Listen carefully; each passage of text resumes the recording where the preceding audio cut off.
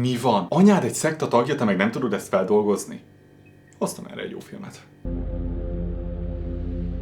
A Hereditary Ari Aster pszichológiai horrorfilmje 2018-ból. A történetben a Graham család különös eseményeit követhetjük, miután a nagymama elhunyt. Egy narkós fiúval, egy beteg lánnyal és két kicsit talán zavart szülővel tökéletes alapot ad a film a lelki traumák és a furcsa történések talajának. A film központi szála egy tragikus baleset a családban, mely után az anya, Annie, teljes depresszióba esik. A két közeli haláleset az alapja annak, hogy a gonosz el tudja érni Annie-t. Annie felkutatja látszólag véletlenek folytán anyja múltját, és kiderül, hogy egy okkultista szekta megbecsült tagja volt. Eközben a család teljesen szétesik, senki nem akar hinni Annie-nek. De hogy mi is történik ezután? Azt már derítsétek ki.